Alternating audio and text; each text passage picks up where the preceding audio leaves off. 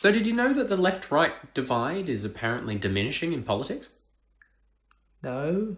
Oh, I was reading in an article the other day. I'm still very much on the fence about it. I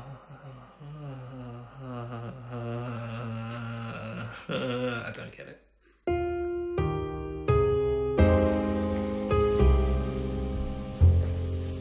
Hello and welcome to episode 13 of the Pomcast. Now, still without video.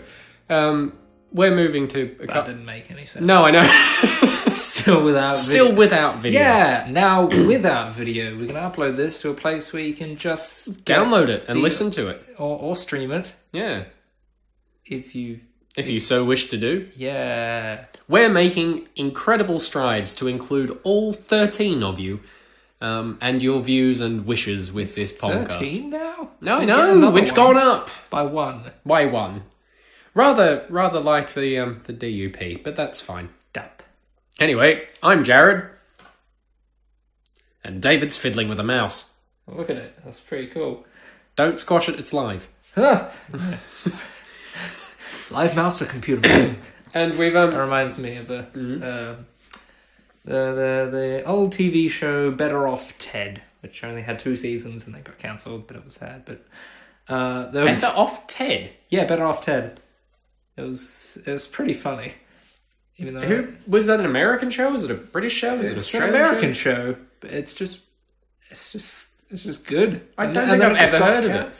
Yeah, that's because it got cancelled after 2 seasons. So not many people have heard of it. And you show me, you're like, this show's fucking awesome. What? And anyway, they're a company that they just make shit. But it's like, we need a mouse that can survive up to 2,300 degrees. Oh, yep, we can do that. Wait, live mouse or computer mouse? I'll get back to you. It's like, okay, that's an interesting response to have, but that's fine. Yeah, we've after that small interlude, we've had a rather interesting week here in England. We've had an election. There was one in France, and then Theresa May called an election that she wasn't going to call. Not going to call an election. Calls an election. Spends what, 130 million pounds? 130 million pounds it cost to have that election that nobody wanted. 130 million pounds to fucking lose. Yeah, I know. Oh my god. Like lose, but also win, but lose. So consistently since Jeremy Corbyn was elected leader of the opposition, the leader of the Labour Party, they have been very often double-digit points behind in the polls. Everything that had been calculated said that if there was an election today, the Labour Party would lose many, many seats, and the Tories would have a huge majority in the Parliament. Now, for the enumerate out there, double digits is when there's two numbers in a row. It makes a 10 or an 11. But anyway, that was a 1-1. 1-1. But anyway, she called an election that she wouldn't call on the basis that she was 20 points ahead in the polls, and that by that reckoning, because the UK is a little bit weird with how they do elections, she was going to have a very big majority. Now, to have a majority within the British Parliament, you need 326 seats. So there's 650 seats, you need 325 plus 1. Plus 1. So 326. The Tories, after David Cameron took them to the 2015 election, had 330. They had a majority. Not a big one, but they had a majority. Now, after the election, and the campaign just went worse and worse and worse for the Tories, it just kept going downhill. They lost 13 seats. So they are now on math. That's not a number. 318. Okay, cool. So they had 331 seats after David Cameron. Labour, now, they gained 30 seats when nobody expected them to gain anything. They also gained a seat in London by 4 votes or something stupid. That has been a Tory voting seat for many, many decades. And they gained 30 seats. And it was incredible to watch. Nobody knew what was happening. The exit poll came out and said it was going to be hung Parliament, and every Tory, I think, sort of gripped their blue tie and glass of champagne a little bit harder. And now they're fucked. So on the youth. So Theresa May's still Prime Minister because she's signed a deal with the devil with the Democratic Unionist Party in Ireland. Now, these people hold 10 seats in the parliament, so that gives them a working majority to supply money. But these people, they believe that creationism is the right way of the world. So the world's only been around for 10,000 years. Can you believe that? No, I They're can't. anti-abortion. They are anti-abortion and anti-LGBTI community, and they don't believe that climate change is real. These people are propping up the Tories in They're the Westminster. Donald Trump of the... But now that I've got that, I just wanted to sort of inform you that Britain is fucked. At least like the rest of the world, we've joined you now. Yeah. So just let that sink in. But on the good note on this election, 72% of people that were registered to vote between the ages of 18 and 24 actually voted. And they voted in line with what's good for their future. Not being murdered. Not being murdered and not having tuition fees. So, good work, youth. Yeah. Go out and vote. It Being helps alive things. and having money is usually what helps you, well, keep doing that. Yeah. But anyway, I had my little politics spin now. And if you didn't get that joke at the start... I honestly kind of didn't really pay attention to the first part. Oh. Well, you know how... You know enough about politics that there's the left and the right of politics, yes. So what we've traditionally done for the last 100 years is break it down simply to you're a left-wing politician or you're a right-wing politician. That gap no longer... That way of reasoning doesn't work anymore. Because you get people like... I'm trying to think of one. Probably Wyatt Roy before he lost his seat in the Australian Parliament, who was a Liberal, but he was socially liberal. He was more than happy to support the community on what it wanted, but he was an economic conservative. So he sat on both the left and the right wing of the spectrum on two different issues. So those things skew how you look at a person and look at where they sit politically. So that's gone now. Oh no, where'd it go? Yeah, so it's not left versus right, it's old versus young, it's the educated versus the uneducated, it's the wealthy versus the poor. These things don't have a left and right setting anymore, at all. There's so many other things now that come into play when you're talking politics now, and that's just how it is. And it's been like that for a while, but we're now finally starting to realise it. That got a little bit serious, so let's move on. So, what have you been up to this week? You know, around. A bit around. That's not a thing.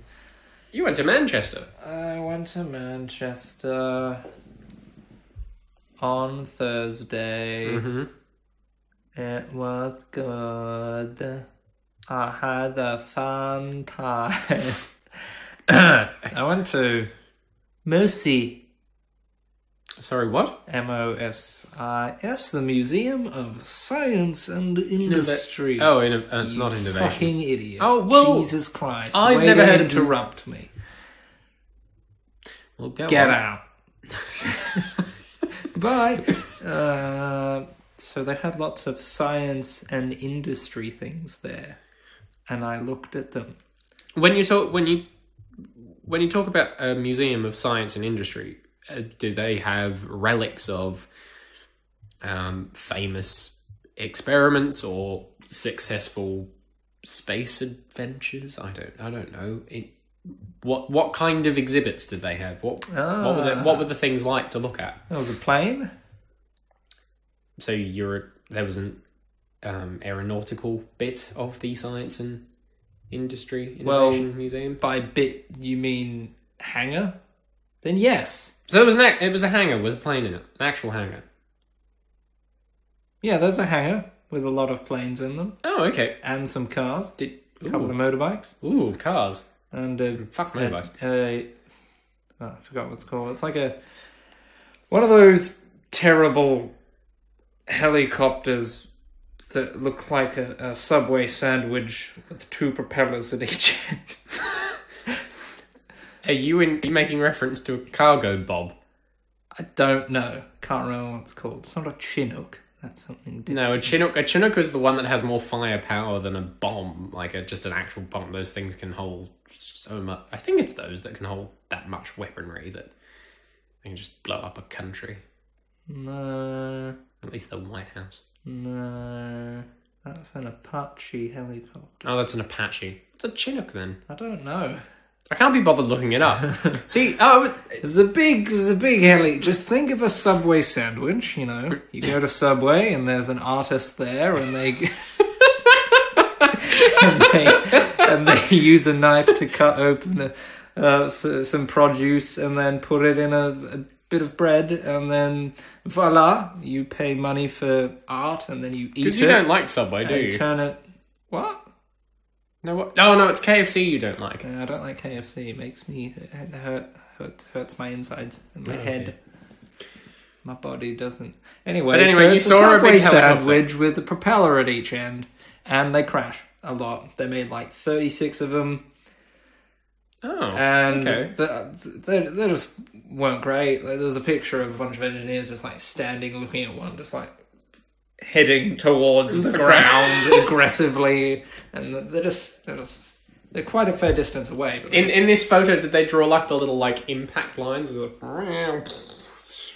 No? Okay. Sorry. That was the image that came into my head when you said aggressively heading black towards the and ground. white. You can still draw lines on it. No. Oh. No, Somebody should do that for effect. I went on a flight simulator. That would have been... Entertaining's not the right word. Yeah, it was just... A bit shit? It was... It's like going on a roller coaster, but you're not really moving. You're just sort of rotating. Oh. So you don't get the G-forces pushing you back into your seat. You're just sort of hanging upside down if you turn the controls So which and what way, and then there's a screen in front of you, and then you can see about some PlayStation 2 graphics. Oh, great. Hey, polygons. Some countryside, and there was shooting. You've got a gun. There's like a lot of buttons on this control, but only the trigger does anything. And you can shoot, and something was shooting at me, and I turned around, and there was nothing there. I was spinning in every orientation possible, and I couldn't see any other plane. I was like, what? Where is this? That's very odd. So that went on for 4 minutes. Great. Yep. It was So was there anything else at this museum? Well, I did that directly after eating a lot of fish and chips from the cafeteria, so that was good. Oh, lovely. Wasn't even sick. Oh, that's good. Out loud. Oh. No, I was fine. So you went to Mosey. Where else did you go? A building. Can't remember what it's called. The tallest building in Manchester, which you can't actually go to the top of because halfway up it just turns to private real estate. But there's a cocktail bar on level 23. Yeah. Cool. And it's shit. Oh. They had 2 ciders and they were both recording. I was like, why? They're not ciders, they're just sugar with bubbles in it. Yeah. Hmm. Why, Sweden? Why? So we got there, had a look around, and I take you to seats. Would you like anything? Do you need more time? It's like, yeah. And then we just left. Because they just didn't have anything interesting. Great. That's fun. I went to an actual pub. Yeah. Had cider. Mm-hmm. Mine was called a Hazy Hog. Oh, I think. that sounds strong. Cloudy, okay. It's not Hazy strong, hog. it's cider. You can get strong ciders. Yeah, but they're pretty shit. They are, really. They taste like wine, but bad wine. Yeah. Apple wine. Well, that's interesting, because you were in Manchester. I was also in Manchester that day, but I was there that night, on the outskirts for a band rehearsal in Flixton. Disgusting. I had a very brass band heavy week. Last Sunday, which is why we recorded on the Saturday before, for episode 12 and 12.5, I was in Leeds. I watched the Black Dyke Brass Band give a concert for their annual brass music festival in Yorkshire. And it was absolutely awe-inspiring. I've always wanted to see Black Dyke live, and now I have done. And they were incredible. They were doing a workshop. They were doing workshops in the morning with bands from the area, and also the City of Tanunda band from South Australia, near Adelaide. They've been over. They did the Whit Fridays, and I saw them march in Whit Friday. That's the other thing that I had this week. On Friday, I was in Saddleworth. Played in 6 of the competitions around there, which was fun. Spent 11 and a half hours on a coach. I was very tired yesterday because of that. But yeah, there was 200 people on stage in the Leeds Town Hall, which was very loud, very, very loud, but very, very good. Excellent, in fact. I could get rid of the veries and just say excellent. So that was fun. And if you ever come to the north of England, the north, go to Manchester and drive a little bit further into the northeast. No. And go to Saddleworth. And Saddleworth is an area, it's in these wondrous hills. Is it ye old England? It sort of is. All of these little villages, and they're plotted fairly close to one another. Boop. There's Delph and Diggle and Denshaw and names. Diggle. I think it's Broad Green or Greenfield or something. I can't remember what one it is. But there's a number of them around. There's 11 in this area. And they have 6 weeks after Easter, on the Friday, they have the Whit Friday, which started as the bands in the area would do a little procession for the church outside. And to say thank you for doing the procession, the village would then put on a brass band march competition. So you get to these villages, and often 70 bands play from about 3 p.m., 4 p.m. in the afternoon, until midnight. They are legally allowed to play up until midnight, and they still march and then go and perform, and they get adjudicated on. And there's coaches everywhere, there's people everywhere, the atmosphere is incredible. I've never seen so many people turn out for a brass banding event. Yeah, if anyone plays a note after midnight, yeah, shot dead. You can play, so if you've started at 11:59, you can finish your march after midnight. But you're not allowed to play anything else. No. As soon as you're finished, to the station. Now, the police will let you finish because they're all on horses. Then you get taken to the station. You have to and prosecuted. You have to march and avoid the horse shit from there. Oh no! It's always fun. I was with a band and they said if somebody does look behind you and say horse shit in front, because no British band can march. Suddenly they become absolutely perfect with formation, and they just divide around this horse poo and they just march around it. It's very funny to watch. We marched to Sex Bomb, which was very strange. Well, I don't know what any of those words mean. No, probably these people don't either. I apologise.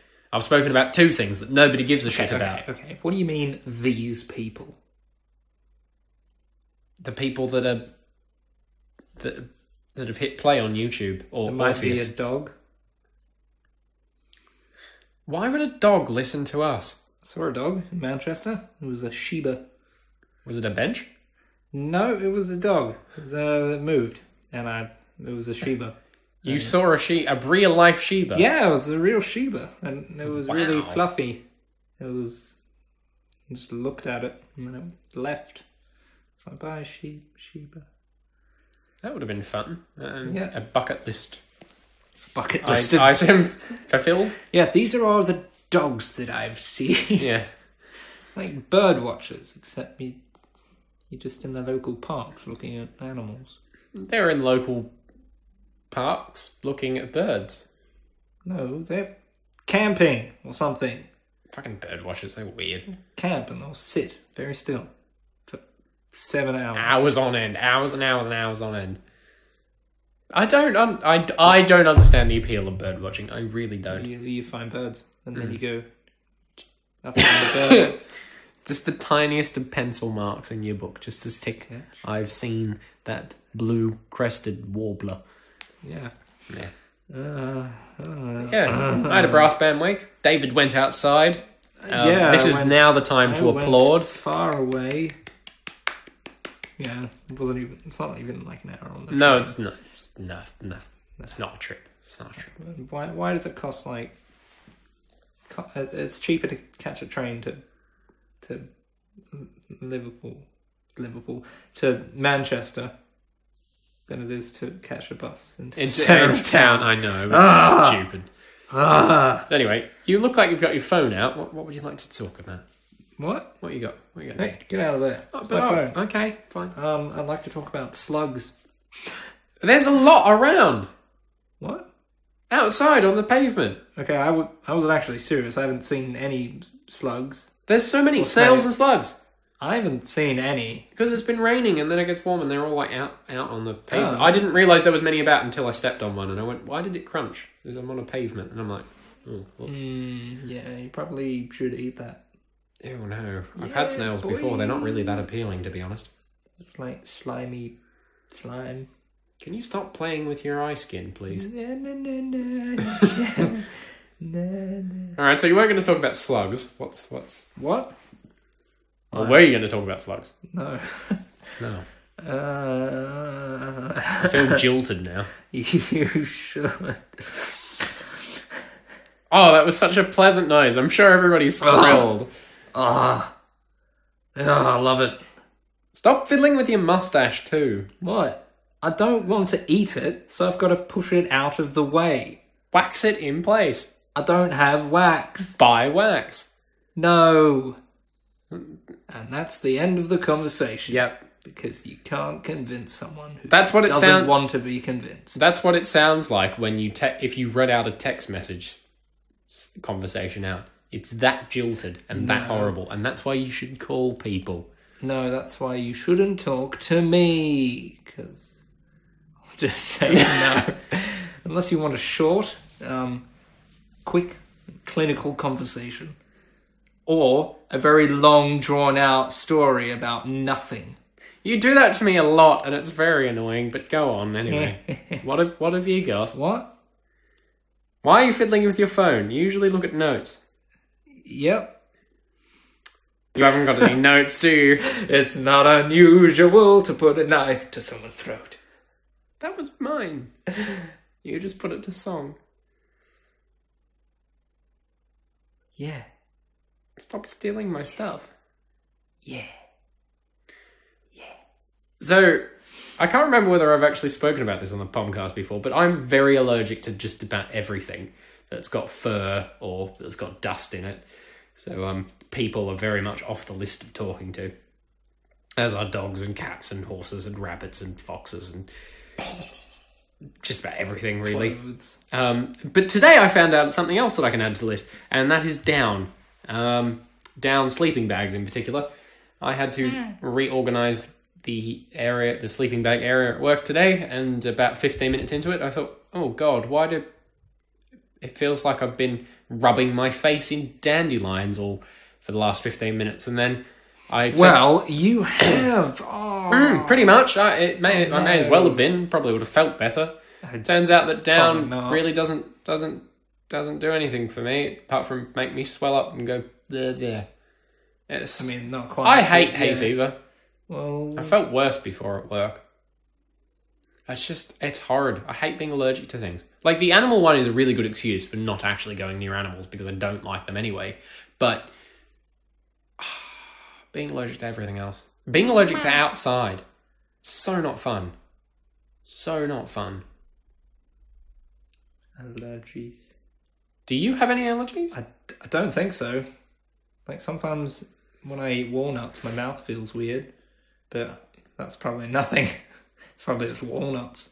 Walnuts, they have something in them that most nuts don't, though. I'm sure, like, there is a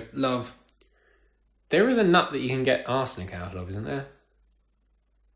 Or am I thinking of something else? I don't know. There's something that if you eat too much of it, or if you... Well, I don't think it's arsenic that I've accidentally consumed. No, like, it's tiny... There's something that you can... It's just arse. get arsenic out of. I'm sure there is. So when did you become self-aware? When did I become self-aware? Yeah. Fuck. Oh no! What have you done? No. Self-aware? Yeah. Am I a robot? What? No, but when did you become sentient? Probably when I was birthed. Okay. How was that? I don't know, I can't remember that. Well, that's not very sentient of you.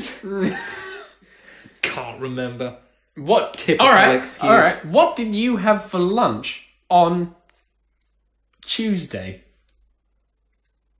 I'm going to go with a solid nothing, because I don't have lunch. Boom. You still eat though. What? Yeah, I eat. What was your meal on Tuesday? Sorry, you've had your question. Question time's over. And this would be, ladies and gentlemen, because he can't remember it. I had a lovely chicken curry that I took to work that I had done meal prep for, because I'm a real adult. Which I still find funny to say. Adult. Yes. I still find it funny that I have to do that. But, anyway. But when did you become self-aware? I don't know. Aware of yourself. Aware of myself. Self-aware. I became aware of my flaws at roughly 16. Does that count? Yeah, okay. Let's go with that. 8 years ago, I realised that, I'm a bit of a shit human being. I better start apologising to people for that and then not caring about it. That was my logic. I thought, fuck it, I'm not changing. I've done it now. I've spent 16 years becoming this. I may as well just continue on with it and just warn people. This is me. And I'm not going to apologise for it. Well, you're still a terrible person. Yep. I'm not that... Well, no, I am terrible. Okay, if you have to say you're not that terrible, you are probably that am. That's fine. That's how that works. No. When did you become self-aware? Oh, yeah. I did. Probably... This rings back around to the fact that he can't remember anything. Hey. So this is a fun question. I was trying to think of what secondary school was called. But it's called senior secondary school. As in... Year 11. Yes, VC. 0.5. No, I'm kidding. Year 12. End of year 11. That's when you become self-aware? Yeah. Around there. Around the end of year 11. I became self-aware. Huh. Is there any particular reason why at that point in your life you became self-aware? Nah. Just kind of happens. You're like, hey, great. Exist. Okay. It's pretty cool. And then you can just do whatever you want from that point once you realise you exist. Yeah. Okay. That was nice. It is a nice feeling when you suddenly realise, okay, well, this is who I am as a person. This is what I enjoy. This is what I do. I can't be bothered seeing whether there's really anything else that I like, or I can't be bothered apologising for that, so sod it, that's what I'll do. It's quite a relieving fact, to be honest.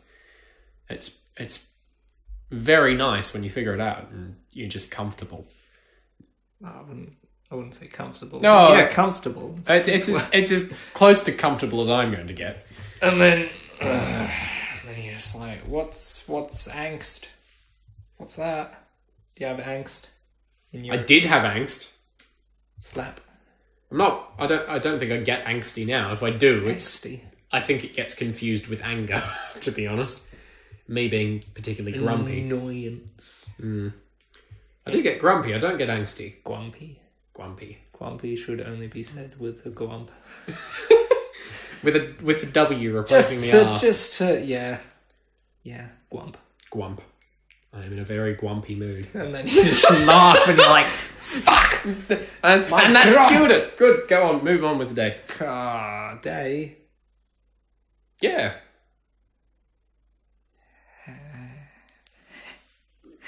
How you doing?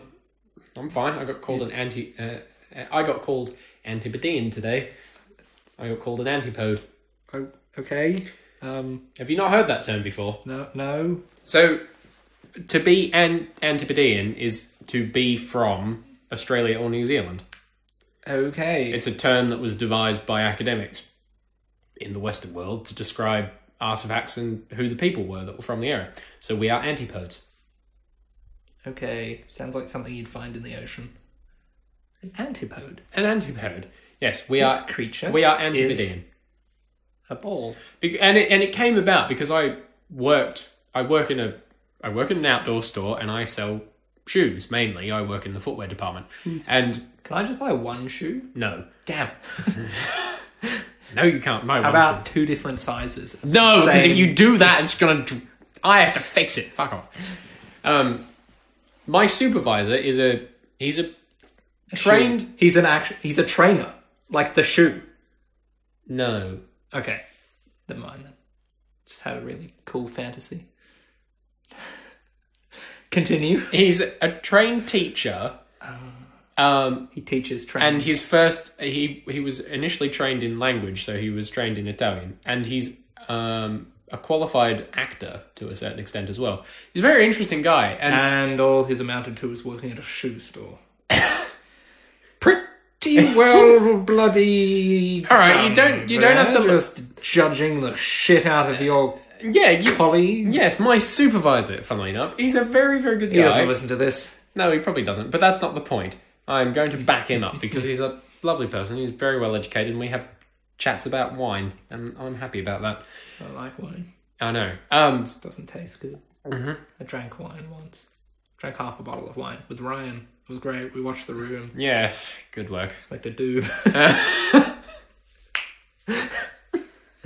Dear. It took him so long to roll. It was outside for like 20 minutes just trying to do the thing. It could. Ladies and gentlemen, if you've heard this for the first time, feel lucky because I've heard this maybe 10. No, I'd say more than that.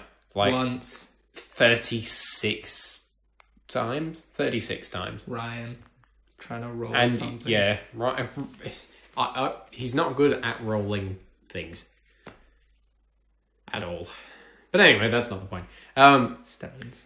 Anyway, I got called an antipode because we have a whiteboard in the boot room at work, and my supervisor has done a magnificent job of reorganizing that space to hold all the sizes of shoes and make it a usable space. Because when I first started working there a couple of months ago, it wasn't. And anyway, there's this lovely area where they keep the Wellingtons. Now, if you're not sure what a Wellington is a gumboot. And I thought it was like a pancake. no. Do you mean beef Wellington? No, I know what a Wellington is. No, good. Some people don't. But anyway, I was quite tired and all of this stock had come in and I sort of messed up the shelf because I had to put these gumboots away. And I wrote gumboot on the board. And apparently he only read the first sentence, which says, "I'm sorry I messed up your shelf. Some gumboots came in." And he only read that when he got in the next day. And I have been assured by a couple of other people that he was confused for a good 15 minutes as to what the fuck a gumboot was before he moved on to the next sentence, which said, "There is now some on the floor that I couldn't fit there." So if he'd looked down to his right, he would have seen them and made the connection. And he said, "I didn't know what a gumboot was, and I was adamant I wasn't going to look it up. I was just confused about it." And why would you not look it up? It just seems like you're punching yourself in the shins. Yeah. Because that's what usually happens. He said if you're playing soccer, you get punched in the shins because people are always trying to hit the ball with their hands. Oh. I know a lot about soccer. Trust me, I play Rocket League. Okay. But yeah, he said it must have been an Antipodean thing that you called it a gumboot, not a Wellington. And I said, they share both names, but gumboots is easier. Gumboots. Don't know where that came around from, but that's fine. Well, it was about, they're like little, originally there were little like rubber things that you put on your gums when you didn't have teeth. You are not Auntie Donna. Auntie Donna. You are not Auntie Donna. You cannot do improvisation. It just doesn't hold the... No. You need to work on your comedy. What comedy? I'm being absolutely serious. No. So we've got... Yeah. It's going to be another big couple of weeks, to be honest. I doubt it. Well, for me it is. Not even. I've got work and concerts, and then we're going to Wales. Wow. Your life is so amazing. I wouldn't go that far. Exactly. We've also got to organise our other travels. Yeah. Yeah, you should do that. Should do that. Yeah. Anyway, I'm going to go and write some emails. This is going to be the end. Like, more than likely, yeah. Yeah, it's over. Yeah. I'm sorry, but I will have to ask for the key back. We're done. I was fine with the men who would come into her life now and again. I was fine. All right. Just get out. Bye! When you came, and we fought like it was all some silly game. I was fine. David, I said goodbye. Because I... What? It was directed to you. Yeah, it's still going, it's fine. Just hit the stop button. Okay. Otherwise I will, and I'll break it again like I did the other day. That was trying to start it. Yeah, that.